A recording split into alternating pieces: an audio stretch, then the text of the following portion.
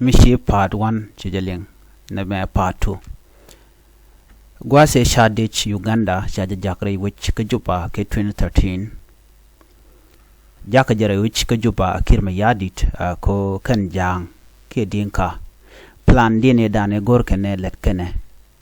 chikana ngajeno shikan wore shikan ka bulwang ka manakana kandial the entire community mentre which kajuba chicken ka de luang kan kandial do know de ka luak a foreign troop or more ke Uganda tele koken mekan Uganda kan road mat kuma kirma yadi tike jang kum Uganda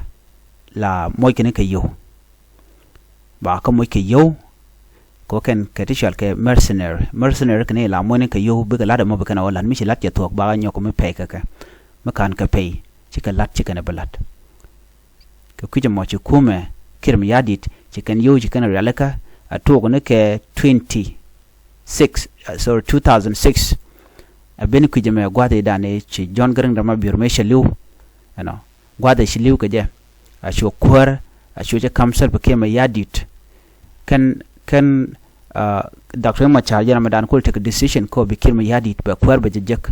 metelene Dr. Machar ci kirma yadit ci kwar ci de jak me ci John Garang da ma bir sheliu ci Dr. Machar ci gejeno mu we gore kwar the country betre kor medit namo shu Dr. jako jen be bet men mi ci ko ngwen me chaben shu wuri shal ka me kirma yadit ci tin ala rami mo lip ni jenten ala kwar ka gwan metot men mi cha independent cha be jek ke ron kina dang rawi welkel noni dech ka Uganda rai which ka juba ke 2013 gwade dan ci korea toktin kirma yadi che ngajeno ko jante ga dinga te real ko rede tere dial ci ka secure ngeja gwano nuare tente ga juba ko ikan telecom di mede kana long abike jang abiken ga joj ke bugaro defan me ci na ko le confuse ka juba ke jen 2013 nuar te ten o ken jogo ken go tin ne tin nyen e kuma karwade SPLA agenda rodomo rodo konda ke 2013 tama so rodo da ke 1991 kam Dr. John Garang da mabur ken riek and tama rodo nyogo mudda rodo kam Dr. riek machar ken wudu shalka me ikirma yadit ka kirma yadit lerene plan e dane cha yapin janken ko dobe dane ci korje to je ke 1991 morom kana re chereken me kan ngajino cha independent cha jek kuma South Sudan cha weakness cha nen ka kirma yadit mala kuma jane Dr. Machar che gorono barode chung before that kan ro no chung chude shalka me kirma yadit che gorono lani tila weakling kan ware ne re content tako ba mal kokko yow ko biken nuare te ko ken biken ga betray chu kana gorko no bike Dr. Machar biken nek ke biken George ka party dung SPLA to Dr. Machar chu wuch ke jen gwade dan cha wuch ka vice president na mo chu Dr. Machar chu jako barod chung la kwar ke bugi chon kan kirma yadit ko kirma yadit te taye dan e de kuma de roi ke je par na me ka plan e dan e cha nyoko mlat ke kirma yadit chu ko che din che kan yech me che korme to ok no chu kan nak kan gwasamo chu kum Uganda chu no re wach ko ba no re ko ne dot ba ka nyoko mo joje karar kandial an gwasamo ko jen joka na no yene kume de kan rode ka kondi ni ka roda tele manang civilian tin la jiwch chu no re wan chu confused including politician te ji yeken te ne tla nuore jo kan o yentele manang yitin na me kam de ni karodian but kamanyo vedin kaman chejen o ba nuore ene nuore cha jego ken peken ke figure ke ne de cha nak ba ngajeno ke ne de cha nak ko nuore ko ba number population nuore ba je reduce ki ba je yot pin jen man rom ken jang so ka kujimo chugan gorno biken nuore be ka taka duop me biken koke me chigan lat kenyam ko kirmi yadi logo jeno ba jaw blame ke logo jeno ba jaw lar no kire janang na je te ka nuer ti las re desh ke medane nakana Minister of Defense and Nuer. Minister of Defense and Nuer ke jen 2013. Udame ke 2013 James Gadot Mai Chirme jen la Chief Defense Dioje Chief Defense Force South Sudan. I hope so don't kind of mistake. You know. But Kajan run the continent 2025 Commander-in-Chief Salva Kiir Mayardit, Minister of Defense and Veteran Affairs Cholton Barlock, Chief of Defense Force General Santino Dengwall. When ka namakura 2021 ka gwate dan, but the rest of the people here chakaboch. Okay, luin kon joke history. James Jaramadani Titin. So nating one gagna je long ka tai dan chungwaru de lat ka je Nuer community dio je chilo jen tet ka mi chore lat ko take a tet ten dio je. So chan je pali nono. Gwazame ka jen ta chungwaru den ben der ka jama. Jete Nuer te la loyal ka Kiir ka yoren kono ngun Kiir ka ko Kiir che gorono ben Nuer pa ka dak. You know. Cho ono no ben Nuer ba ka dak. Jo kan Ramadana nekje kemen jak ye ko sia bonyal sia bo benyam Dr. Riek Machar. You know. Cho gorono be kuma dak. So cho Riek mo cho to ko betega nei ti ba ko yo la mo nji yo nang yo ti community du mo je yo ka cho kor kwa Nuer kwa ne kel kel cha ne ngwan long cha ne ka juba ban me chi 2013 me to kin wadi a chawren bar chinaben ne bor na ka jongle ka Greater Panal ko real kan bana to ka Greater Panal chuna bor ka kujimi gwade dane ci kor kontok tin ka 1991 cha juba cha ban pin chinar bar wich Dr. Machar o jorore weche jene chimi me chimi tok ka konte konche betok chan gorno betek be wej benyen but me gor Kiir Mayardit da gor jeno naga Dr. Machar ka be ala power Nuer kelio bagan wadi alba kana ko the only powerful leader Nuer community Dr. Riek Machar but use Kiir ne de kokien yo kano Dr. Machar me charge eliminate ke charge watch de yen banyal de no Nuer community ko Riek Machar je Ramadan en chi mai nen dial kan Nuer che janang teng ti jene mo dong ki gu dong de jogono Dr. Machar je Ramadan en kep South Sudan teram nge jeno Dr. Machar chi jala kwero ngai kano dong Dr. Machar kwer bar Ramadan kwer ka Sudan go gwade dan wuri shal ka me Salva Kiir Mayardit ka Ramadan te ka plan ko ben Nuer bagan ka jene kul te ka Nuer massacre me kwa kona na ga je re wich ka juba na me a plan a chang Dr. Machar chang che jala kwer ka me che jawoch me chi talk me ladan Kiir o da Nuer dial tin bumna kana long tin la very powerful dara kana kan dial ban me che gu jen lo che Dr. Machar che lenyi re wika juba che gono be foreign troop di Uganda baga nong re wich kwa ngala gor ke Dr. Machar re rop yen kul te kor te dite kon joy ke Dr. Machar point ba ban pal a che chop ka jongle ka Greater Panal ka kujimi chukul nyoko jien we doran shalke pagak kamayut jan dobe dane chot ka janono me che kire ngaje no cha Dr. Machar cha be ko che chup der Nuer ka sha force Uganda cha jan nak cha je tuk chogoro no ben Nuer ko nde che dot ke je la politician ko Nuer ngwan cha ga nak Nuer na ka civilian te na ka area na kere wiki juba do no politician quick and me let rode ngai keno dong ne dia chi ka jien chi keno ka unimis chinawo ka kem but chariu ne to ngwan cha ka nak na ka crossfire wa ka nak redwele ken ajen ko te ko la ko na lingno jo ko Nuer de chamring the more chamring you more jo karan kan Nuer tony ka nyimo tony ka more kene dial ti te chala da kuma jane a Kiir Mayardit ti len ke store ne kene ne te survive ko te ne te survive tene no mo ne te ngwai keje tanat la kene no gwatot ko bi story bi jakulu bila namen chala de jang.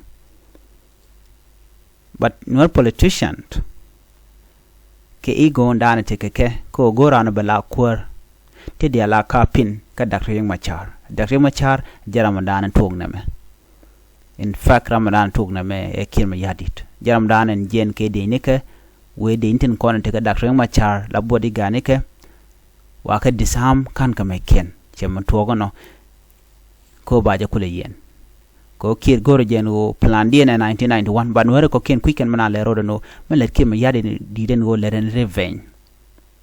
She revenge a worker Dr. Machar a revenge a worker any politician there jeja biro guja no dong there to ka na to core by the yingnak but quicken. But Riek Machar he knows the assignment dana cha kame Dr. John Garang da mabir nag me dana che liwon go dode gwa me cha nok ko jen is rival Sheliu Ramadan hongde kule game Sheliu but kim yadi dwale ko mi Dr. Machar jala kwar de corruption na tere wi ka South Sudan man teke ke dere tel so ko kuje mo che goro no be kuma be jar gwade dane chi ngandi al che ku tot so be store be kat chotlo Dr. Riek Machar chwa cholo no ba mal be janok ko kim yadi che guje no tel way ba jig Dr. Riek Machar that's no way but plan man yikte ka plan kon jang the same plan e chan lat ke 1991 mo kwan wele naga je ke 2013 man plan mo bana jalat but right now man bana lat bana goro no rubu goro din nakaro din then no big ne kon keke and je ndana to tam right corner Dr. Riek Machar role kimela lade man no ka je nuore o jen la tok la jalade re kumaka enemi chariot be men jega dana chilat men chilat jiram mo be jaladi bana me cha gor chuer dial rami mo me gwan mit mi chi goro be kuma bo gwa ki bu ba je develop ki ba jalat be man dan lat ke Dr. Riek Machar be jelok how many years ti kirma yadi tetere kwar kamo katale me gwa menena kaje ajne dial konti tere wi ka South Sudan mi jene gwe jene de konen tie kaka akane de konteriang dinte ka kwak dial akane de konen cham ke country resources allo colleague ne gaden kon tie ka je kana jankien human right konen tama dinka community chushka pin kirma yadita point dinka bor panken chushkan ne de ko larno naga na ka kwidien eke 1991 kule la ne di shop kudisha nago John Garang da mabir rey winware Eastern Jukan awaka winware di alkoken point de Garang da mabir kene reje kula nago tisha masaka kanware but chaka mention china aroke kwidien kwana ben gwadame Dr. Riek Machar jen chaje lat no wala no jen ane di ala no jina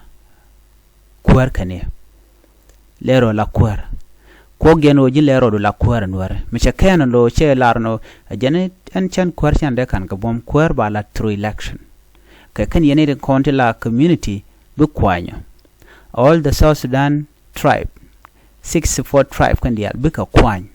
mecha paat bena kwar mecha feel okay brama cha kwany ba la kwar that's the only message la jakan shang e wajena na me chi kirme ya di derwe jen derwe jo kamishe jana ana nyin ka jang jene no jang ana ti nyin ke kon ti kon goro na kona gor kono bi South Sudan bete kamal anwari no so ne me january jaga jaga ka Dr. Riek Machar be kana lo in a state mako confusion le no ngolong kan war right now bijen kama dan logo nyi na ka jang bukulo ka jang ndanen kulal nyir ba jikulo ko yo buyaw mat bukulo lunjok butuk mor bukulo kamra madan e chi joka na chi nyinke ne ti kajina lo goro baje lo ko yo ne to ne me agent confusion dan en lani tingwan ramin ma tegwide be ngaje no there's a confusion there en min yereje ke kwiram do dien mi jelien kel me loga kayo bune lo jal kel bejilo nyir e ko me dan logo je o e ke me dan yen jel kel yen ram men de yen money de choli adore sometime ko angu mileli ramle li lo nyir ke jamo ka ci gwan tero me lugo ramo ke je ci alo man yok bitung mabbe ko lo rama mi. That's the stupidity, right? So man chalat an warta ngwan ci kan gorno bika mat ke kirma yadit ka kane te yalde konte kane na nyen ka jang.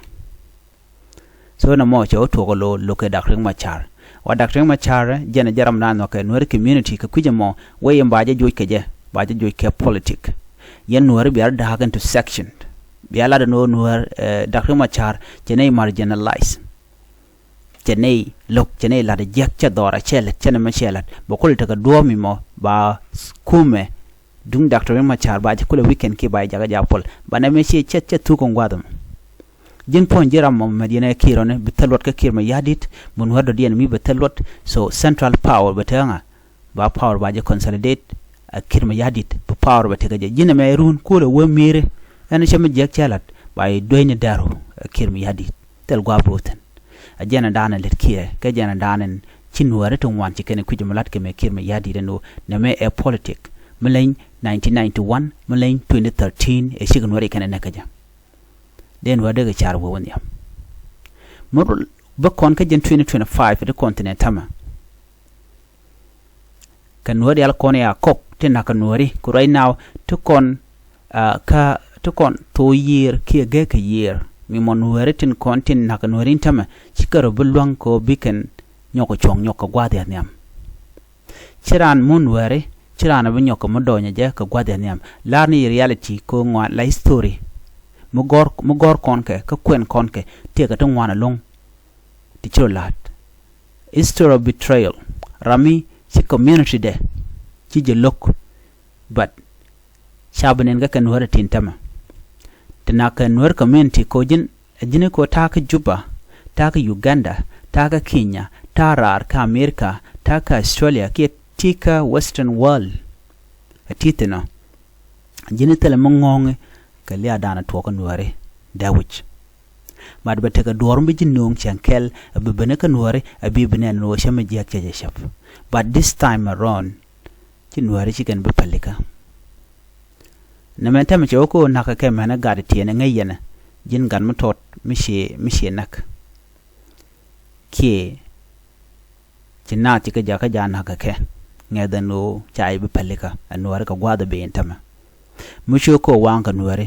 jin bu dong bu ka gad ku ke gad gan ku akan ba ku le kan dong bu ben re nuare mo karun bu beliem na kan no palane ka me chala da gwanda ya me jek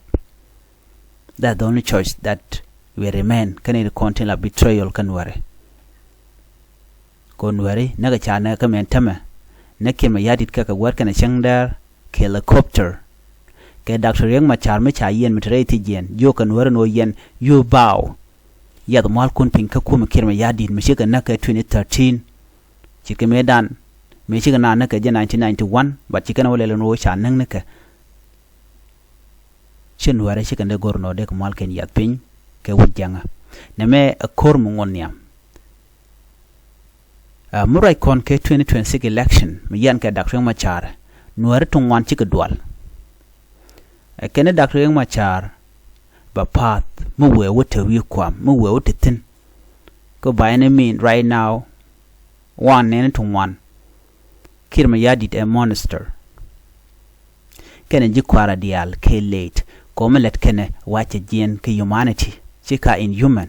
need kwa suffering of people ku kene jaka benefit kaka kuna le chuch riankan they don't care about South Sudanese at all. So